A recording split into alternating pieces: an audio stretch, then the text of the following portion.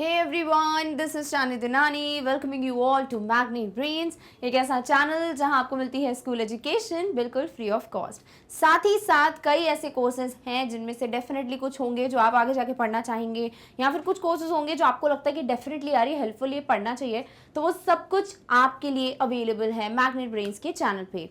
कुछ बता देती हूँ आपको चीज़ें, जैसे कि एक स्पोकन इंग्लिश कोर्स हो गया जिसकी मदद से आप अपनी इंग्लिश लैंग्वेज पे एक जो कमांड है, जो कॉन्फिडेंस है, वो बढ़ा सकते हो। अगर आपको लगता है कि यार मुझे इंग्लिश बहुत अच्छे से आती है बट मुझे नए तरीके नहीं आते हैं अपने ही वर्ड्स को अलग अलग तरीके से बोलने के लिए, या फिर if I have to go for shopping how would I do that in English, तो ये सारी चीज़ें आप सीखते हो स्पोकन इंग्लिश कोर्स में जो मैग्नेट ब्रेन्स पे अवेलेबल है। साथ ही साथ you get to prepare for NTSC in olympiad, so you already know about olympiad. Similarly I hope आपको NTSC का भी पता है कि you can prepare for that also from Magnet Brains.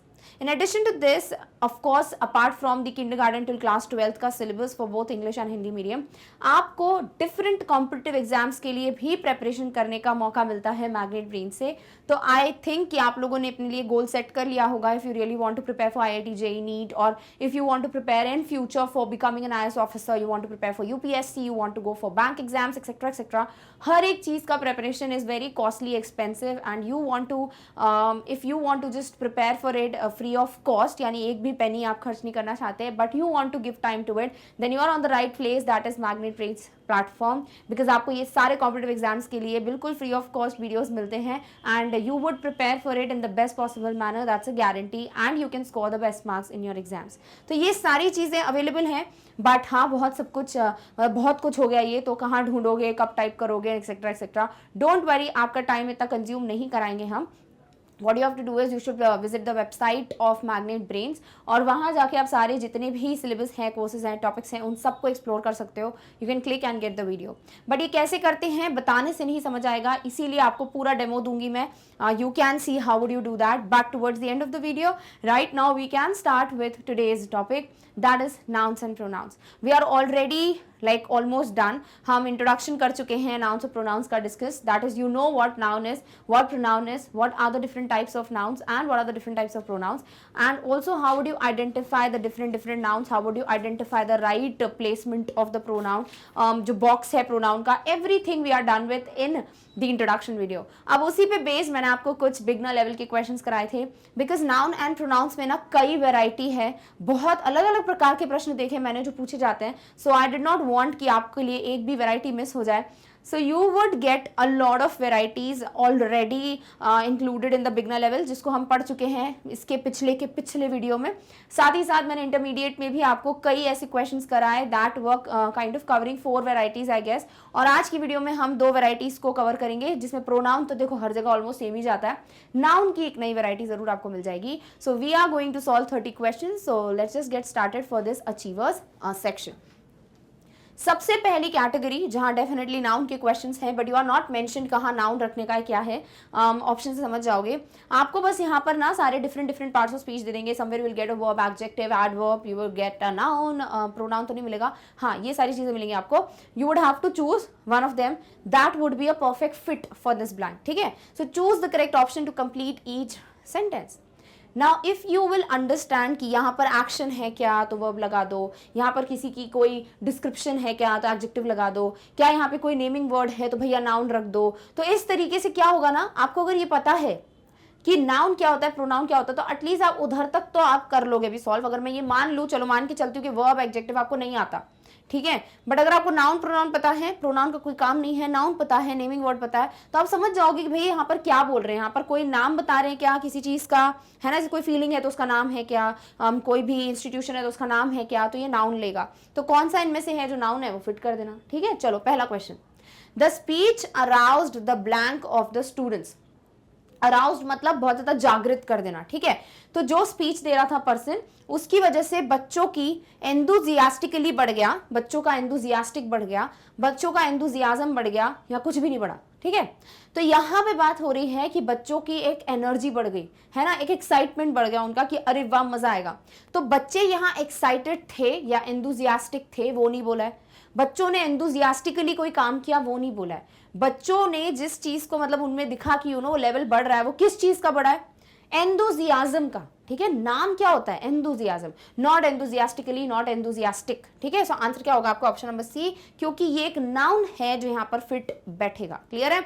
तो यहाँ पर क्या होता है ना, आपको बस ये देखना होता है कि which option is the best one. Do not get into कि नाउन है कि प्रोनाउन है, if you kind of become confuse, but अगर आपको लगता है no, I just get the great view by understanding that if a noun is required और a pronoun is required और any other parts of speech is required to fill the blank, then please go with that. तो आपको जो method सही लगे please you would just apply that, but हाँ ले दे के राइट आंसर आना चाहिए, that is something which matters. Clear हो गया। चलिए तो दूसरा क्वेश्चन देखते हैं। सो ये जो पहला क्वेश्चन था, आई होप इससे समझ आ रहा है कि you should have great public speaking skills, because अगर आप बोलकर किसी को सॉर्ट ऑफ इम्प्रेस नहीं कर सकते हो, दैट इज जैसे अगर आपके स्कूल में कोई प्रेजेंटेशन है, कोई टॉपिक है, and if you can't make it very interesting and आप जाके बस ऐसे बोल दे रहे हो हाँ टुडेज टॉपिक इज, तो the people would not be excited. So या इफ यू रियली वांट कि आप भी किसी ऑडियंस का या किसी रूम का एक एंथुजियाज्म का लेवल बढ़ाना चाहो, तो please make sure you should be a great speaker. Always try to start with great things. Also इस पे भी एक वीडियो है चैनल पे, याद आ रहा है मुझे भी,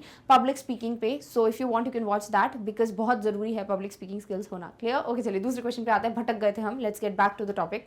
the hotel is a comfortable and well run blank. ये जो होटल है, ठीक है, ये क्या है, बड़ा कंफर्टेबल है और ये वेल रन, बहुत अच्छे से चलाया जाता है, मेंटेन्ड है। क्या वेल रन स्टैब्लिशेस तो मतलब कोई चीज स्टैब्लिश हो रही है, लाइक दिस स्टैब्लिशेस दिस, ऐसा कहेंगे। वेल रन स्टैब्लिशमेंट मतलब कोई भी एक पर्टिकुलर चीज का नाम होगा जो स्टैब्लिश्ड है, तो ये नाम है। वेल रन स्टैब्लिश मतलब ऑलरेडी स्टैब्लिश हो चुका था, लाइक पास्ट की बात हो रही है, एंड नन। सो डेफिनेटली ये होटल जो है उसको बोलोगे क्या, ये एक स्टैब्लिशमेंट है, तो हो जाएगा and well run establishment, which is a name of this particular thing, which is what, a hotel. Clear. Okay. Third, parents need to provide their children with firm blank, और वर्ड आपको guide से कुछ बनाना है, ठीक है। तो जो भी माता पिता हैं उन्हें अपने बच्चों को एक बहुत ही स्थिर, बहुत ही फर्म गाइडेंस देना चाहिए।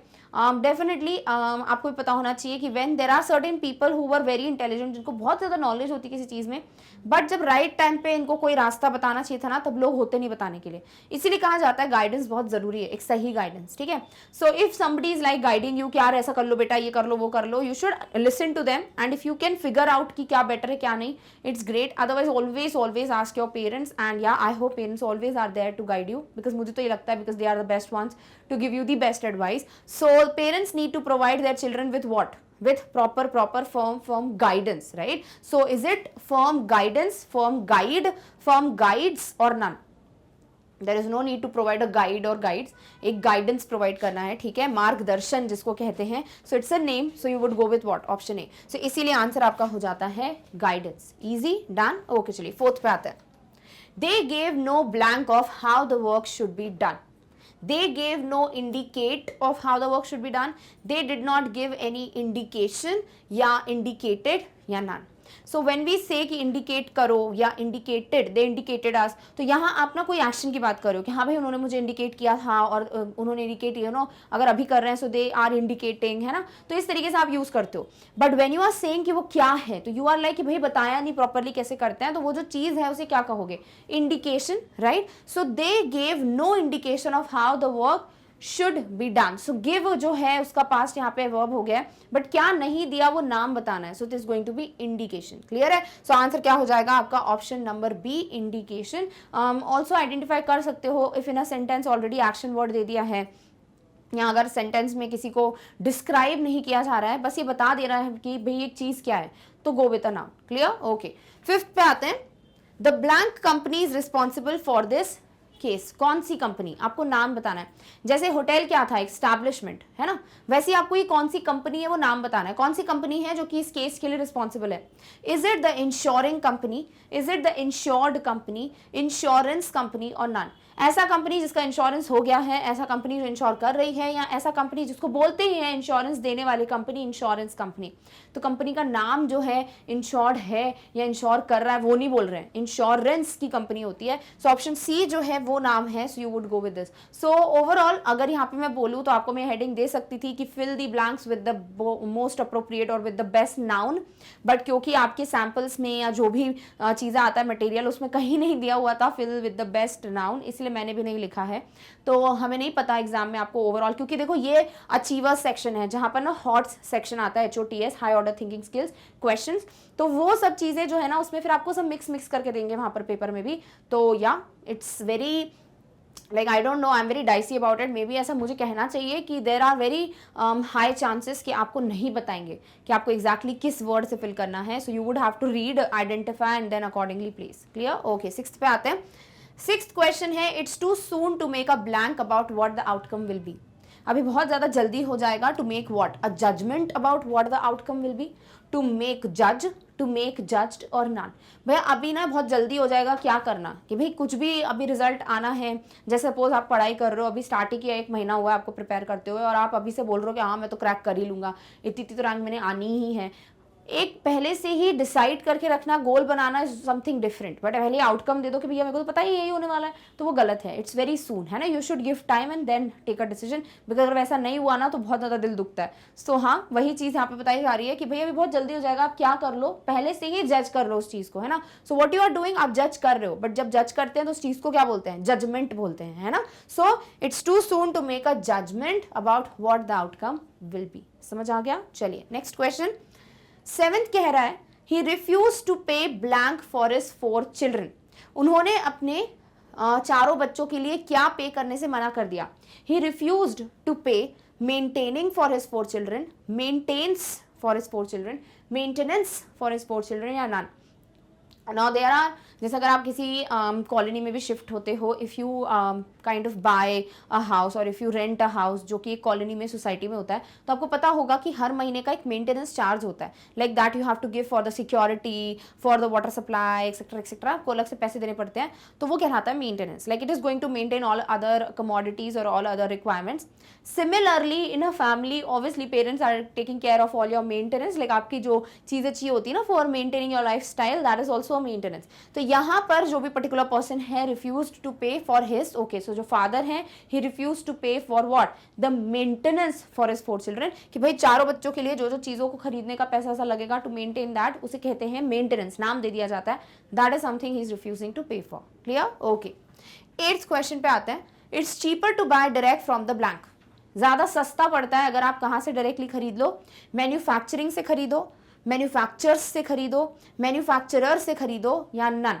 ठीक है, तो क्या बोला है, अगर आप डायरेक्टली किससे खरीदेंगे, आप अगर डायरेक्टली उस इंसान से खरीदोगे जो बनाता है तो ज़्यादा सस्ता पड़ता है ना। जैसे अगर आप रिटेल से लेते हो महंगा पड़ता है, होलसेल पे जाते हो सस्ता पड़ता है। अब एक बात बताओ, अगर होलसेल वाले जहाँ से ला रहे हैं अगर वहाँ तक पहुँच गए आप, तो आपको और सस्ता पड़ेगा प्रोडक्ट, राइट। अगर आप उस कंपनी के ही हो जो बनाता है तो फिर तो क्या ही टैक्स ही लगेगा और क्या लगेगा, राइट। सो ये चीज़ है कि सबसे सस्ता कहाँ पड़ेगा, जब आप जो बनाता है दैट इज मैन्युफैक्चरर, उससे खरीदोगे। सो आंसर क्या हो जाएगा आपका? ऑप्शन सी, क्योंकि बी में मैन्युफैक्चरर्स दिया है, फैक्चरर नहीं दिया है, तो ध्यान से देखना क्या दिया हुआ है। सो ऑप्शन सी है जो आपका आंसर है। ठीक है, कभी कभी नन भी आंसर होता है, बट मैंने अवॉइड किया अभी उसको रखना as an answer, because I wanted कि आप जितने वर्ड सीख सकते हैं सीख लीजिए। कोशिश कर सकते हैं आपको नन वाला कोई मिल जाए, वैसे क्वेश्चंस की वैरायटी बहुत कम है इंटरनेट पे, सो मेक श्योर आप इस तरीके से खुद के क्वेश्चंस बनाएं एंड प्रैक्टिस करें। क्लियर? ओके, नेक्स्ट है आपका 9th क्वेश्चन जो कह रहा है, his application for membership of the blank was rejected. उसका application for the membership of what? Of the organising, of the organised, of the organisation, none. भाई किसी भी जगह का मेंबरशिप लोगे, राइट। आप किसी चीज को करने का मेंबरशिप भी ले सकते हो, बट यहां पर बोला है मेंबरशिप ऑफ समथिंग, ठीक है, किसी चीज का, और वो पर्टिकुलर क्या होगा? कोई नाम, है ना। तो आप ऑर्गेनाइजिंग, ऑर्गेनाइज्ड नहीं बोलेंगे, आप क्या बोलेंगे? ऑर्गेनाइजेशन, क्योंकि वो नाम होगा उसका। तो जो भी पर्टिकुलर ऑर्गेनाइजेशन है उसकी मेंबरशिप के लिए जो उसने एप्लीकेशन लगाई थी वो रिजेक्ट हो गई है। क्लियर? ओके, अब आएंगे हम 10th पे, जो आपका पहला सेट का लास्ट क्वेश्चन है। The problem should be resolved through. भैया जो भी कहानी है, जो भी प्रॉब्लम हो रही है उसे तुम ठीक कर सकते हो। कैसे? You can resolve it through negotiation. Negotiate करना क्या होता है? जब आप ना थोड़ा ऐसे मोल भाव करते हो, सिर्फ बार्गेनिंग वाली बात नहीं कर रहे हो, नॉर्मली भी, जैसे सपोज आपको लगता है कि नहीं ये पॉइंट सही है, सामने वाला बोल रहा है ये सही है, तो दोनों एक बीच वाले पॉइंट पे आ जाओ, उसे निगोशिएशन करना कहते हैं। सो निगोशिएशन करोगे तो that is going to help you resolve the problem. Negotiate करो, that is going to help you problem. Negotiated already कर लिया गया है ऐसा बोल रहे हैं, or none. So you don't want कुछ करने का, like you don't want something past or something verb, right. तो आप क्या करोगे इधर पर? Negotiation, because that is the name of that जो भी आप डिस्कशन करोगे, है ना। जैसे आप कुछ भी करते हो तो आप उसको डिबेट कहते हो, वैसे कुछ भी आप ऐसे करोगे बातचीत, उसे निगोशिएशन कहोगे। कर क्या रहे हो, निगोशिएट, बट कहते क्या है, निगोशिएशन। डिफरेंस समझ रहे हो, ठीक है। सो आंसर क्या होगा आपका, ऑप्शन ए। क्लियर। तो पहला सेट डन, पहले 10 क्वेश्चंस डन। आई होप अभी तक समझ आ रहा है कि अचीवर्स में क्यों रखा है इसको, बिकॉज कंफ्यूजिंग ऑप्शंस डेफिनेटली आने वाले। Clear, okay. चलो अब आते हैं हम नेक्स्ट सेट 11 से 20 तक। सो 11th कहता है we have a moral blank to protect the environment. भाई हमारी एक मॉरल ड्यूटी होती है, हम कहते हैं ना हमारी मॉरल ड्यूटी है कि हम अपने पर्यावरण की रक्षा करें। उसी तरीके से एक और शब्द है जो आपको पता होना चाहिए, we have a moral obliging, we have a moral obligation, we have a moral obliged या ना। तो आई होप आपने कभी लेटर वगैरह में ये पढ़ा हो जहाँ इंसान लिखता है कि we'll be highly obliged if you can help us with this, यानी हम बड़े ग्रेटफुल होंगे, हमको बहुत अच्छा लगेगा अगर आप हमारी इस चीज़ में मदद कर सकते हैं। So what we will be, that is obliged, ठीक है। बट इधर पर इस चीज़ को क्या बोलते हैं, आपकी मॉरल ड्यूटी है, भाई आपका ये काम है, कर्तव्य है, उसको क्या कहोगे, ऑब्लिगेशन, ठीक है। सो आंसर क्या हो जाता है, ऑप्शन नंबर बी, कि हमारा मॉरल ऑब्लिगेशन है, हमें ये चीज फॉलो करनी ही चाहिए, 100% मैंडेटरी है कि आप अपने पर्यावरण की रक्षा करो। Done, okay. अब हम आएंगे किस पे, 12th पे। This blank was partly based on myth. Partly मतलब थोड़ा थोड़ा, मिथ मतलब जो कि झूठ है, ठीक है, जो नकली है, जो सही नहीं है। Clear. So this perceiving was partly based on myth, this perception was partly based on myth, this perceive was partly based on myth, या none of the above। तो यहाँ पर परसीव करना या परसेप्शन होता क्या पता होना चाहिए, राइट। तो किसी का भी जो नजरिया होता है ना, हम कहते हैं देखो सबके अपने अपने नजरिया, तुमको ये चीज सही लग रही है, हमको नहीं लग रही, तो वो परसेप्शन कहलाता है, ठीक है। सबसे पहले लर्निंग कि नजरिए को परसेप्शन कहते हैं। दूसरी बात, ये क्या है, आप क्या करोगे, परसीव करोगे। आप क्या कर रहे हो, perceiving, I am perceiving, right. So इस तरीके से आप आईएनजी या नॉर्मल परसीव बोल रहे हो तो आप कोई एक्शन बता रहे हो। अभी इधर बोला है कि ये नजरिया ही गलत है, या ये नजरिया ही झूठ पर बेस्ड है, राइट। सो आंसर क्या हो जाएगा आपका, perception, because that is the name of, actual name of नजरिया। Clear, okay. 13 पे आते हैं। You can not legally take blank of the property until 3 weeks after the contract is sign. भाई जैसे कॉन्ट्रैक्ट साइन करते हो उसके 3 हफ्ते बाद ही आप लीगली क्या, कोई भी हक जमा सकते हो प्रॉपर्टी पे, ऐसा कह रहे हो, क्योंकि देखो पोजेशन की बात हुई है, ठीक है। सो पजेसिवली यानी कोई चीज को पजेसिवली करना, दैट इज व्हाट इज पजेसिवली, ठीक है। इट इज नॉट आपका हक, पर आप हक जताते हुए कोई चीज करते हो, that is going to be possessively. Next है पजेशन, यानी कोई भी चीज जो आपकी अंडर में है, दैट इज योर ओनरशिप, या फिर आप किसी चीज को ओन करते हो, that is going to be possession. Possess तो भाई अलग ही वर्ड जा रहा है यहाँ पर, ठीक है, तो जो कि यहाँ पर इससे लिंक भी नहीं है प्रॉपर्टी से, you can't use possess and none. So answer क्या हो जाएगा आपका, पजेशन, यानी कि जब तक आप कॉन्ट्रैक्ट साइन करने के बाद 3 हफ्ते का टाइम नहीं हो जाता है, तब तक आप किसी चीज पे अपना लीगल एक हक नहीं जमा सकते हो। तो वो हक का नाम क्या है, possession. Easy, okay. Next 14th। Parents can express a blank for the school their child attends. माँ बाप जो हैं वो क्या एक्सप्रेस कर सकते हैं, उस स्कूल के लिए जहां पर जो भी बच्चा पढ़ रहा है उनका, उस स्कूल के लिए वो क्या एक्सप्रेस कर सकते हैं, prefer, they can express preferably, they can express their preference और नन। तो भाई आप जो अपनी इच्छा जताते हो कि भैया आई वांट कि हमारा जो भी बेटा बेटी है वो स्कूल में पढ़े, ठीक है, तो आप क्या कर रहे हो ना, आप अपना प्रेफरेंस बता रहे हो, राइट, कि which school you would prefer more over other. So what you would prefer more over other is different, वो मैंने एक अभी बता दिया example. Preferably I will do this, ठीक है, and this is my preference. तो आप क्या बोल रहे हो, ये चीज मुझे पसंद है, लाइक मेरे को लगता है बेटर है, तो उसका नाम क्या है, प्रेफरेंस। तो you would go with what, option C. Done, okay. चलिए 15 पे आते हैं। Which is this newspaper maintains a good balance in its blank of different opinions। ये जो न्यूज़पेपर है वो एक अच्छा खासा बैलेंस मेंटेन करता है, किस में, in its blank of different opinions, अलग अलग ओपिनियंस पे उसके जो प्रेजेंटेशन है उस पे, है ना। So in its presentable of different opinions, in its presentation of different opinions, in its presents या in its presenting. So definitely ING presents ये सब एक साथ यूज करने का कोई मतलब नहीं इधर। Also this is not requiring a verb, ये भी क्लियर हो रहा है। सो ये क्या कर रहा है, प्रेजेंटेशन है जिसको वो बहुत अच्छे से बैलेंस मेंटेन करके रखा है जिसमें। सो आंसर आपका हो जाएगा option number B. Done, okay. 16th। I want a job with good prospects for blank। prospects मतलब कि एक उम्मीद है कि हाँ ऐसा होगा, ठीक है। would be जो भी benefits होते हैं, would be whatever is, उसे कहते हैं prospects। clear। I want a job with good prospects for promoted, for promotes, for promotion, for none of the above. तो मुझे ऐसी जॉब चाहिए जिसमें बहुत ज़्यादा आगे जाके किसी चीज़ की हम बात करें जो प्रमोट करते हैं, ठीक है, तो उसकी ज़्यादा क्या बोलूँ पॉसिबिलिटी हो, ठीक है। So I want a job with good prospects for promoted, तो वी गेट प्रमोटेड, है ना। तो टू गेट प्रमोटेड होता है, फॉर प्रमोटेड नहीं होता। For promotes again you would be like he promotes people, ऐसे कह सकते हो, but you can't say for promotes. for promotion, अच्छा promotion के chances होने चाहिए, हाँ that is great, है ना। so we would get promoted, somebody would promote, but ये जो promotion है that is the name of that thing. so I want a job जिसमें promotion के high chances हो। easy, okay, चलिए 17th पे आते हैं।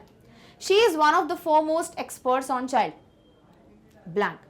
तो ये जो है वन ऑफ द बहुत ज़्यादा जानी मानी एक्सपर्ट है किस पे, चाइल्ड साइकोलॉजिस्ट पे, चाइल्ड साइकोलॉजी पे, चाइल्ड साइकोलॉजिकली पे, या नन। देखो साइकोलॉजिस्ट तो वो पर्सन है जो साइकोलॉजी पढ़ा हुआ है, तो ये खुद साइकोलॉजिस्ट हैं, ये चाइल्ड साइकोलॉजिस्ट पे नहीं की हुई है उन्होंने पढ़ाइयाँ, उस पर बेस्ट नहीं है, बल्कि चाइल्ड की साइकोलॉजी समझने में बेस्ट होगी। साइकोलॉजिस्ट तो खुद ही हुआ इंसान। साइकोलॉजिकली जब हम बता देंगे भाई इस हिसाब से मुझे ये लगता है साइकोलॉजिकली दिस इज राइट, ठीक है, but when you are saying कोई सब्जेक्ट तो that name is psychology. Clear. So answer क्या होता है, ऑप्शन बी। वैसे भी लॉजी जुड़ जाता है ना, LOGY, तो वो स्टडी ऑफ समथिंग बताता है, so this is going to be study of something, logy, so इसीलिए ये भी नाम हो ही गया। क्लियर, ओके, चलिए 18 पे आते हैं। Your clothes are often a blank of your personality. आपके कपड़े जो हैं वो अक्सर क्या होते हैं, often a reflective of your personality, often a reflex of your personality, often a reflection, या नन ऑफ द अबव। तो आपके कपड़े जो है ना वो आप कैसे हो, आपकी पर्सनालिटी को एक तरीके से रिफ्लेक्ट करती है, ठीक है, मतलब बताती है। सपोज अगर ये नहीं बोला जा रहा है यहाँ पे कि आपको बहुत अमीर कपड़े पहनने, बिल्कुल ब्रांड्स पहननी, ऐसा कुछ नहीं है, ठीक है। मतलब आप जो भी पहनो ना उसे प्रॉपरली पहनो, it should be up to the occasion. You can't wear a pyjama set and go to a wedding, right. तो वो चीजें हैं that what you should wear, and you should wear neat and clean cloth, वो होता है actual कपड़े की बात। बाकी आपको if you are capable enough to afford luxuries, if you are capable enough to hold अच्छे खासे कपड़े, बिल्कुल पहनो, किसी ने मना नहीं किया है, बट वो अप्रोप्रिएट होने चाहिए according to the place, and you should be very neat clean properly iron clothes पहनने चाहिए आपको। क्लियर, ओके, चलो। सो फिर भटक गए हम, वापस आते हैं। Your clothes are often a blank of your personality. तो वो क्या करते हैं ना, आपकी पर्सनालिटी को रिफ्लेक्ट करते हैं। So they are not reflective, they are not reflex. ये नहीं बोला क्लोथ रिफ्लेक्स, ये कुछ है, उस चीज को क्या कहोगे, रिफ्लेक्शन, ठीक है। सो आंसर क्या होगा आपका, option number C. Easy, okay. 19th पे आते हैं। He has a well deserved blank as a reliable worker. उसका एक वेल डिजर्व्ड कुछ तो है क्योंकि वो बहुत ही रिलायबल कर्मचारी है, मतलब उस पर कोई भी रिलाय कर सकता है। Is a great worker. So he has a well deserved reputation, he has a well deserved reputable, then you have a well deserved reputations, none. So भैया एक इंसान की एक ही रेप्यूटेशन होती है, तो रेप्यूटेशंस तो नहीं होगा, और रेप्यूटेबल कोई चीज होगी, but a person has a reputation, right. So answer क्या होगा आपका, ऑप्शन ए, कि उसकी वेल डिजर्व्ड रेप्यूटेशन है, किस चीज को लेकर, कि बहुत ही रिलायबल एम्प्लॉई है या रिलायबल वर्कर है। Clear, okay. 20th, the industrial blank modified the whole structure of English society. So the industrial revolutionary, the industrial revolutionize, the industrial revolution, none. So ये तो सबको पता होगा, आप सबने पढ़ा हुआ industrial revolution, I guess 9th के पहले ही चालू हो जाता है, तो 9th में पढ़ लेते हो आप ये चीज। सो इंडस्ट्रियल रेवोल्यूशन बहुत फेमस है, right, and that is something जिसने पूरा इंग्लिश सोसाइटी का स्ट्रक्चर बदल के रख दिया। This is a name, so you can't say industrial revolutionary या इंडस्ट्रियल रेवोल्यूशनाइज, क्योंकि रेवोल्यूशनाइज क्या किया वो लिख सकते थे यहाँ पर, बट वो इंडस्ट्रियल भी नहीं होता, वो इंडस्ट्रीज होता। सो आंसर क्या हो जाता है आपका, option number C, which is the complete name, industrial revolution. Done. तो आपका दूसरा सेट भी done. We are done with first 10 and the next 10, यानी 1 to 20 क्वेश्चन। अब आगे बढ़ते हैं। I think we will have 5 more question जो इसी तरीके के होंगे, and then we will solve 5 question pronounce पे, because we are already done with a lot of pronounce, और वही सेम चल रहा है, ठीक है। चलो 21 पे आते हैं। She got great blank from helping people to learn. भैया लोगों को समझने से, लोगों को कोई चीज़ सीखने का जब उसने देखा ना कि लोग को हेल्प कर पा रही है, सो दैट इज समथिंग जिसकी वजह से she got great what, she got great satisfactory, she got great satisfaction, she got great satisfied, none. So when you are already satisfied, that is something different. यहाँ पर बोला उसको कुछ मिला, so you need a name of that feeling and the name is only faction, satisfaction. ठीक है, so answer क्या होगा? ऑप्शन नंबर बी, कि उसको बहुत संतुष्टि महसूस हुई when she was helping people to learn. Done? Okay. 22nd कह रहा है the meeting is of great blank. भाई ये जो मीटिंग है ना वो क्या है भाई? सिग्निफिकेंस की बात हो रही है, सो बहुत ही ज़्यादा उसकी वैल्यू है, ठीक है, इंपॉर्टेंस है.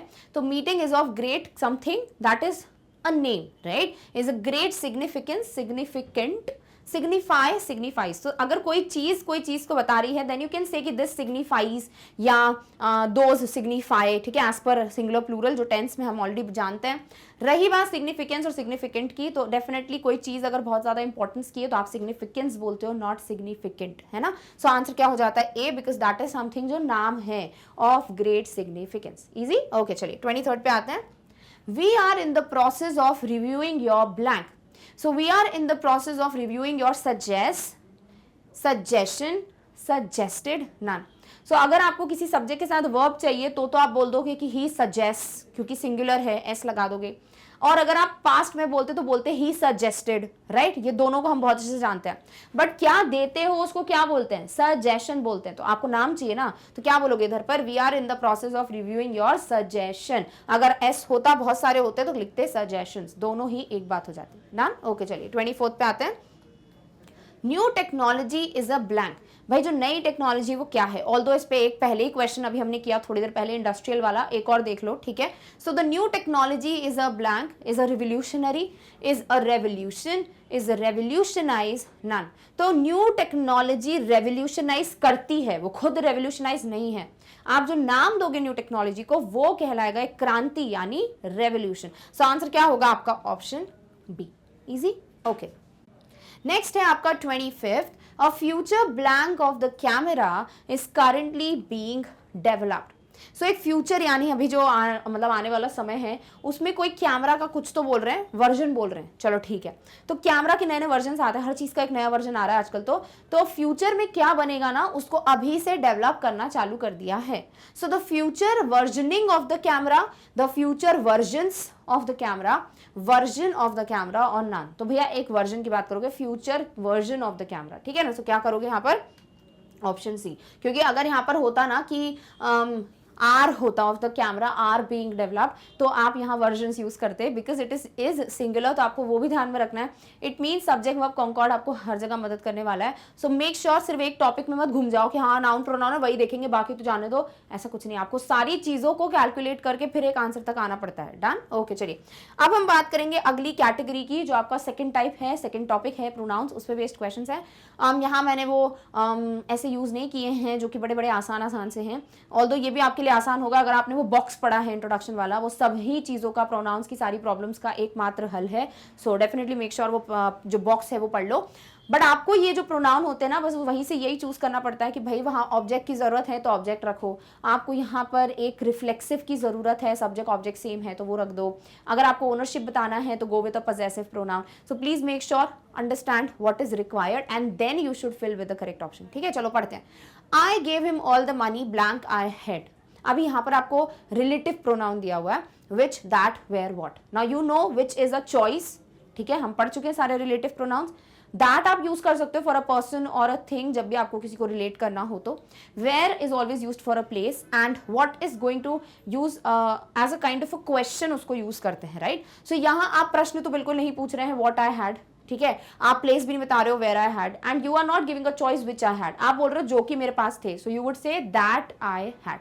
Clear. So I gave him all the money that I had. Easy. Okay, next पे आते हैं 27 पे. तो आंसर आपका हो गया दैट. ओके, 27 कह रहा है Manish and I are going soon so you can come with blank. तो मनीष और मैं बहुत जल्द जा रहे हैं, ठीक है, दोनों सब्जेक्ट्स की बात हो गई. तो तुम भी आ सकते हो विथ हुम. जा कौन रहा है? हम जा रहे हैं ना, तो तुम भी हमारे साथ आ सकते हो. तो यहाँ आप एज अ ऑब्जेक्ट बताओगे किसका? प्लूरल का. ठीक है, तो यहाँ हम बात कर रहे हैं फर्स्ट पर्सन की, बट सिर्फ आई नहीं है, मनीष भी है, तो इसको वी मानो, WE मानो, और उसका आपका ऑब्जेक्ट क्या होगा? अस होगा, right? So Manish and I are going soon, so you can come with we, you can come with they, you can come with us, you can come with them. So definitely we और they तो होगा नहीं because object चाहिए, और them जो है दे का object होता है, तो ये दे नहीं है, वी है. तो आंसर क्या होगा? अस. क्लियर है? तो फर्स्ट पर्सन है, सेकंड पर्सन है, थर्ड पर्सन है, वो भी थोड़ा ध्यान में रख लिया करो. ले दे के वो जो डब्बा है उसे अच्छे से पढ़ लो, ध्यान से समझ लो, and you will get pronoun का कोई भी क्वेश्चन का answer. Done? Okay. 28. We are getting late for the flight. Can you see the car keys? I can't find blank. तो भैया हमें फ्लाइट के लिए देरी हो रही है, अभी फ्लाइट तक या एयरपोर्ट तक जाने के लिए कार का यूज करने वाले हैं ये, और कार की चाबियां इनको मिल नहीं रही. ठीक है, तो ये पूछ रहे हैं कि हम जो है वो कार की चाबियां नहीं ढूंढ पा रहे. So I can't find what? The flight, the car और the keys? Definitely car keys है ना. तो I can't find mine, I can't find these, I can't find they, I can't find them. अभी these और they तो हो नहीं सकता. क्यों? क्योंकि कीज को आप दे बोलोगे नहीं यहां पर. नेक्स्ट दीज बोल नहीं सकते क्योंकि दीज का मतलब भी पास में रखी हुई है, तो कीज पास में है ही नहीं क्योंकि मिल नहीं रही है. अब बचता है माइन की देम. तो आपको कहीं पे भी ऐसा दिख रहा है क्या कि मुझे अपनी कीज नहीं मिल रही, तुम्हारी कहाँ है? नहीं लिखा है. यहाँ पे सीधे कीज की बात की गई है, तो आप माइन का यूज नहीं कर सकते हो. You would use what? Option D, them. कि वो नहीं मिल रही है. क्या तुम्हें वो मिल रही है? क्या तुम ढूंढ सकते हो वो क्या है? कार की कीज. समझ रहे हो? क्लियर? ओके. चलिए last second question. Open the door, it's blank. भाई डोर खोलो, दरवाजा खोलो. It's me, it's I, it's my self, it's mine. तो सब कुछ फर्स्ट पर्सन का दिया हुआ है, सारे टाइप के प्रोनाउंस. आपको ये बताना है कि आप जब किसी के घर जा रहे हो, आप दरवाजा खटखटा रहे हो, सामने वाले को बोल के रखा मम्मी पापा ने, जब तक जान पहचान वाला ना हो कृपया करके दरवाजा ना खोले. समझाया जाता था ना बचपन, हमें तो समझाया भैया, आपका नहीं पता. सो यहाँ पर लिखा हुआ है ओपन द डोर, दरवाजा खोलो. It's who? भाई मैं हूं यहाँ पे, तो क्या बोलोगे? It's me, it's I, it's my self, it's mine. तो यहाँ पर डोर खोलने को आपको जिसने, मतलब आपने जिसको कहा है ना, वो आपका सब्जेक्ट है. आप क्या हो गए? ऑब्जेक्ट हो गए. तो ऑब्जेक्ट में आई यूज नहीं कर सकते, बोलोगे इट्स मी, है ना, क्योंकि ये तो बोलोगे नहीं ये मेरा है, ये दरवाजा मेरा है, ऐसा करके तो कुछ बोलना नहीं है. तो माई सेल्फ, माइन तो दोनों गए. आई सब्जेक्ट है, मी ऑब्जेक्ट है, चाहिए ऑब्जेक्ट, तो मी के साथ जाओगे. डन? ओके. चलिए लास्ट और फाइनल क्वेश्चन पे आते हैं. There is a message for blank on the pad.